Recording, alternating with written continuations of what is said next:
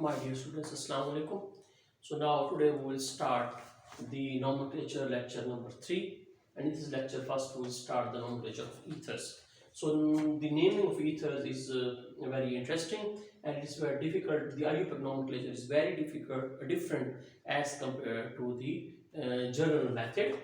The IUPAC nomenclature, the name of the ether is alkoxy alkane. It means first we have to write the name of the chain with oxy, means if you have propane chain it will be propoxy, if your chain has a butane it will be butoxy, and so on, and at the end we have to write the main chain. So let's start with nomenclature of ethers. As you can see this example, this is an ether. So in this case we have to decide that which chain is the longest chain as compared to the other side of the oxygen. So as you can see this, in this case on this side of the oxygen we have the longest chain, it is the ethyl group and it is the methyl group. So now what happens, we will make oxygen to attach to this smallest group. Okay, first one, you have to select which chain is more lengthy on either side of the oxygen. The shortest chain will become attached to the oxygen, and this name of this chain will be the start of the group and this will be the substituent. Now this longest chain is the parent name, so the parent name of this compound is ethane, so the compound name is ethane, and because this ethane, ethoxy group is attached, so it will be methoxy ethane. This is the name of this general nomenclature, IUPAC nomenclature for the ethers. We take another example. In this case, we will see that on oxygen, on either sides, we have two types of chains. Which chain is more lengthy? Because both of the chains have the same length, so we attach oxygen to any side of the chain. So this chain, which is not attached to oxygen, this will be the parent name. So parent name of this compound will be ethane. And on this ethane, we have a ethoxy group attached. So the name of this compound will be ethoxy ethane. Okay. Here we comes another example. In this case, you can see that this chain is a bulky chain, lengthy chain, and this chain we have a substituent attached. So the parent chain name is butane. And on butane, now we have to give the number, because in this case there is no other possibility, but here the ethoxy can be attached to this carbon, so we have to give the least possible number to this group, so it will be attached to second carbon, it will be 2-methoxy butane. Okay, now we'll take another example.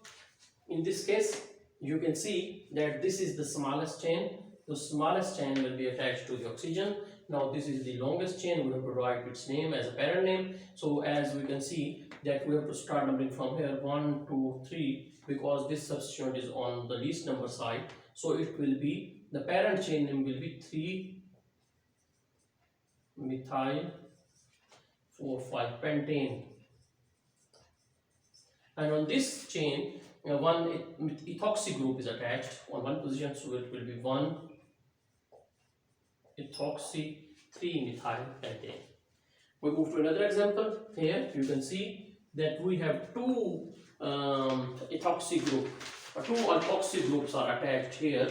So we can see that these two groups, they are shorter one. So these two groups are the substituents. Two substituents are attached, and one is attached at one position, other is attached at 1, 2, 3, 4 position. So the parent name of this compound, it will be butane. And on this butane, we have two groups attached. As you can see that this is isopropyl group. This one is isopropyl group. This one is also isopropyl group. So it will be 1,4-diisopropoxy butane. 1,4-diisopropoxy butane. Here, now we will take the example of this one. You can see that we have this one compound with 1, 2, 3, 4 carbons. This one is also 1, 2, 3, 4 carbons. So you can take any one as a parent name, but we will take this one as a parent name, this one as a substituent. So the parent name is an isopropyl, isobutyl. How it is isobutyl? You can see that if we take the 1, 2, 3, the methyl groups attached to the second last carbon. If we take this chain and this one, so this is the second last carbon and one methyl group is attached. So this is an isobutyl.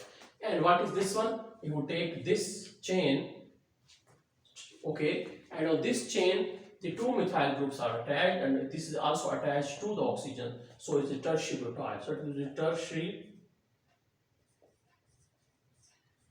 butoxy isobutyl. So both are butyl groups. One is isobutyl, one is tertiary butyl. So we'll take oxygen to one side, it will be tertiary butoxy, and it will be isobutyl. I will take another example, another method of naming of this compound. If you don't remember the iso and tertiary method, then what is the method? You have to give this parent chain as a name. If you want to give this parent, we consider that this is not attached to the parent name. So the name of this compound will be 1,2,2-methyl propane. So it will be 2-methyl propane. Now on this 2-methyl propane, we attach this group. Now we have to consider that this group is the only group, and we have to give the name to this group. Then if we take this one as the longest chain, so, and numbering is attached from this side, because the numbering is attached from this carbon, because this carbon is attached to the oxygen, so this will be the longest chain, because we have to start numbering from this carbon. We will go on either side, it will be 2 carbon. So actually this one is a ethane.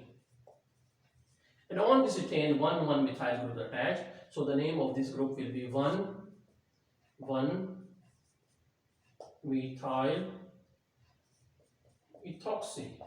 You have to put in bracket. So you can remember that these 1,1-methyl groups are from the main chain. These 1 are not the numbers of this parent chain, but these 1,1 numbers are on the substituent chain. So you have to put it in a bracket. I already told you that when you have a substituent name which contains number or 2 names, then you have to put it in a bracket. So it will be 1,1-methyl ethoxy 2-methyl propane. This is the name or this is the name. Both are correct. Tertiary butyloxy isobutyl. So this is the end of the ethers group. Now we consider the next example of alcohols. You can see that the general name of alcohols is alkanol. For example, if the longest chain contains the hydroxyl group is ethane, it is ethanol. If the longest chain of one carbon contains alcohol, it is methanol.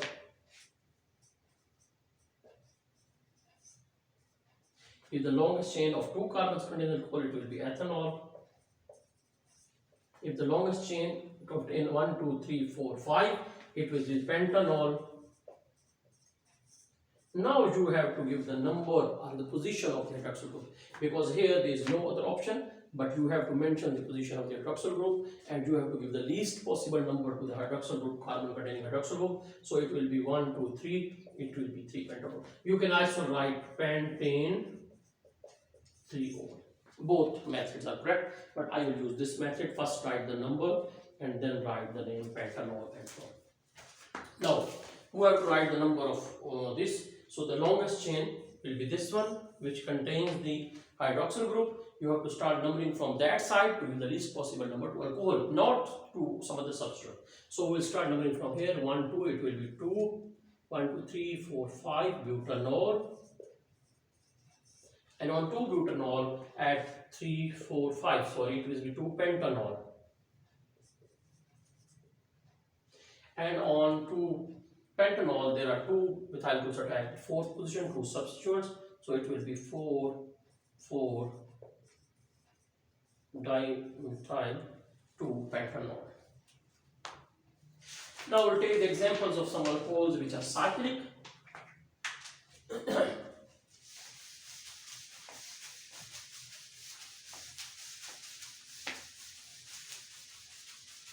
So the cyclic alcohols, general name for the cyclic alcohols is cycloalkanols. Cycloalkanols.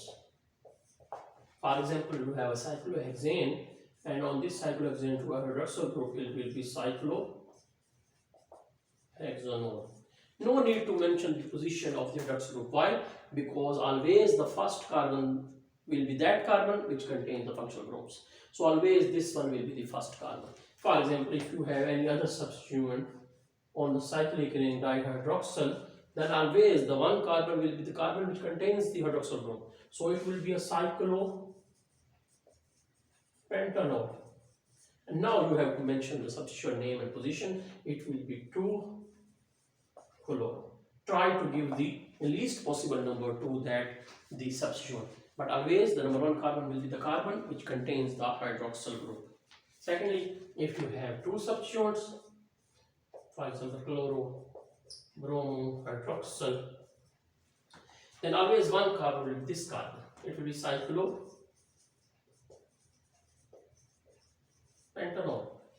Try to give the least possible number to the group which is alphabetically first. For example, this one is bromo, this one is chloro. If you give number from this side 2, 3, 4, but if you move from this side, you can give the least possible number to any substituents. Now write the number in a method to give the first name to the alphabetically first substituent. For example, bromo is first, should write bromo first. 2 bromo, write in alphabetically manner. 3 chloro, cyclopentanol. Okay. Now, if we have alcohols containing more than one hydroxyl group, then it will be like this one. So this is a line method in which each corner shows the one carbon, and you have to write the hydrogen according to its valency. So it will be propane, it will be ethane diol. It will be ethane diol. E will be present here. If you have this one,